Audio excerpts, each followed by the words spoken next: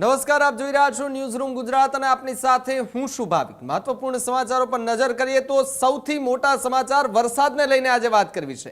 Windy મેપની અંદર કે જ્યાં હવે હું તમને દ્રશ્ય બતાવવા જઈ રહ્યો છું કે આગામી 48 કલાક એટલે કે 2 દિવસ રાજ્યના કયા કયા એવા વિસ્તારો છે કે જ્યાં ભારેથી અતિભારે વરસાદ પડવાની સંભાવનાઓ વિન્ડી મેપમાં દેખાઈ રહી છે। કયા કયા વિસ્તારો એવા છે કે જ્યાં રેડ એલર્ટ આપવામાં આવ્યું છે, ઓરેન્જ એલર્ટ આપવામાં આવ્યું છે, ગ્રીન ઝોન તરીકે જાહેર કરવામાં આવે છે। સૌથી પહેલા અત્યારની તાજી તસવીર આપણે જોઈએ। ગુજરાતનો નકશો, એની અંદર વચ્ચેનો ભાગ એકદમ ખાલી છે, બાકી દરિયાકાંઠાનો જે વિસ્તાર, અરબ સાગરનો જે વિસ્તાર છે એ વિસ્તારમાં ભારે વરસાદની સંભાવના। જ્યારે પોરબંદરથી લઈ છેક ભાવનગર સુધીના પટ્ટામાં વરસાદી માહોલ છે। દક્ષિણ ગુજરાતમાં દમણ દાદરા નગર હવેલી સુધી વરસાદનો માહોલ છે। જ્યારે સુરતથી નીચેનો ભાગ છે ત્યાં રેડ એલર્ટ છે। ગીર સોમનાથ, ભાવનગર અને અમરેલી માટે રેડ એલર્ટ જાહેર કરવામાં આવ્યું છે। પરંતુ વરસાદી સિસ્ટમ એક સાથે 5 બની જાય। ઉપર જુઓ તમે, અહીંયા બધા જમાં વરસાદ તમને દેખાઈ રહ્યો છે। માત્ર ગુજરાતમાં ખૂબ ઓછો અહીંયા વરસાદ છે, પણ સૌરાષ્ટ્રમાં સારો વરસાદ થયો, દક્ષિણ ગુજરાતમાં ખૂબ સારો વરસાદ થયો છે। ઉપરના ભાગોમાં હજુ વરસાદ બાકી છે, વચ્ચેના ભાગોમાં પણ વરસાદ બાકી છે। કચ્છના જે ભાગો છે તેની અંદર પણ વરસાદી સિસ્ટમની કોઈ અત્યાર સુધીની અસર નથી થઈ, માત્ર સામાન્ય છૂટાછવાયા વરસાદ પડ્યા છે। ધીમે ધીમે દિવસો અને કલાકો પસાર થાય તેમ તેમ વાતાવરણમાં પલટો જે છે તે આવતો પણ જોવા મળે છે। જુઓ તમે કે નીચે અહીંયા સિસ્ટમ મજબૂત બને છે। મહારાષ્ટ્રમાં આ સિસ્ટમ મજબૂત બની રહી છે। જે સિસ્ટમ અહીંયા તમને આ રેડ કલર દેખાઈ રહી છે, જુઓ તમે, આ જે સિસ્ટમ છે એ જો ધીમે ધીમે આગળ વધે છે તો પછી ગુજરાત આખાને ધમરોડી નાખે તેવી સંભાવના છે। જુઓ તમે, અત્યારે મહારાષ્ટ્રની અંદર તો એકદમ જોરદાર વરસાદ છે, પાણી પાણી ચારે બાજુ કરી દીધું છે।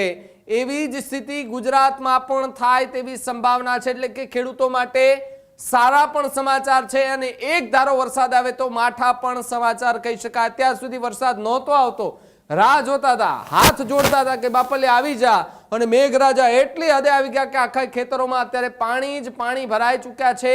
રસ્તાઓ પાણી પાણી થઈ ચૂક્યા છે। નદી નાળામાં નવા નીરની આવક થઈ ચૂકી છે।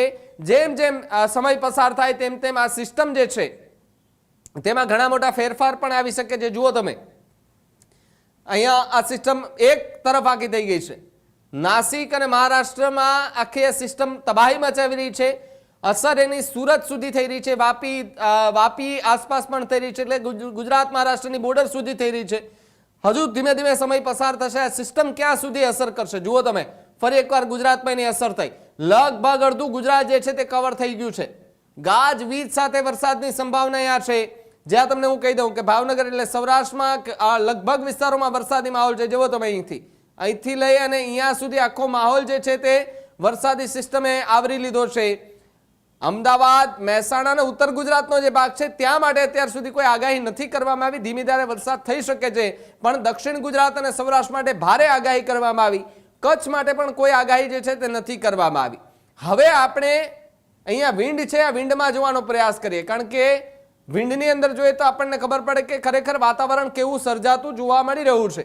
મેપને ઝૂમ આઉટ કરી લઈએ, અરબ સાગરની અંદર કેવો માહોલ અત્યારે જોવા મળી રહ્યો છે એ પણ જોઈ લઈએ આપણે।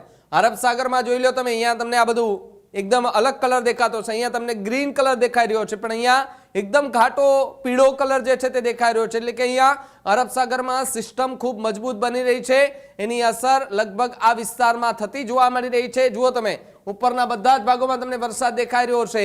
જ્યાં જ્યાં તમને આ ગ્રીન કલર દેખાય ત્યાં વરસાદ નથી, એટલે સૌરાષ્ટ્રના અમુક ભાગોમાં વરસાદ છે, દક્ષિણ ગુજરાતના લગભગ ભાગોમાં વરસાદ છે, કચ્છમાં કંઈ નથી, સૌરાષ્ટ્રના 40% ભાગોમાં કંઈ નથી, પણ 60% ભાગોમાં સારો એવો વરસાદ પડી રહ્યો છે। હજુ પણ મેપને આપણે ઝૂમ આઉટ કરી લે એટલે ખબર પડે કે અરબ સાગરની અંદર શું બની રહ્યું છે। ખરેખર વાવાઝોડાની જે સિસ્ટમની વાત કરવામાં આવતી હોય તો એવું કંઈ છે કે કેમ? પવનની ગતિમાં ધીમે ધીમે બદલાવો જે છે તે આવી રહ્યા છે।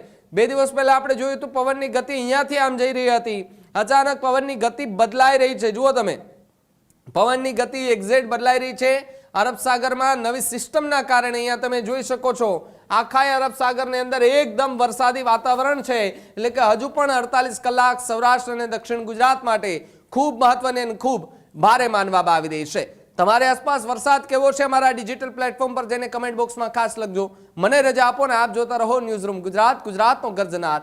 નમસ્કાર। ખેડૂત ભાઈઓ છે એ ખેતરમાં ડ્રોન ઉડાવતા હોય છે ત્યારે આપણે એક પ્રશ્ન સતાવતો હોય છે કે જે આપણે અત્યાર સુધી જીપીએસ ટેકનોલોજીવાળા ડ્રોન વાપર્યા છે, જેથી કરીને મોબાઈલ ટાવર છે અથવા તો હાઈ ટેન્શન લાઇન પસાર થતી હોય, કોઈ વૃક્ષો હોય, ત્યારે જે જીપીએસ ટેકનોલોજીવાળા ડ્રોન છે એમાં ટકરાય અને ટ્રેસ થાય છે. પણ એગ્રીઓન લાવ્યું છે જીએનએસએસ ટેકનોલોજી ડ્રોન, જેથી કરીને એ ડ્રોન છે એ કોઈ જગ્યાએ ટકરાય નહીં, પોતાની રીતે જ ડિસિઝન લે છે ને મૂવ થઈ જાય છે, જેથી કરીને જીએનએસએસ ટેકનોલોજી ડ્રોન છે એ વાપરવાનો આગ્રહ રાખો.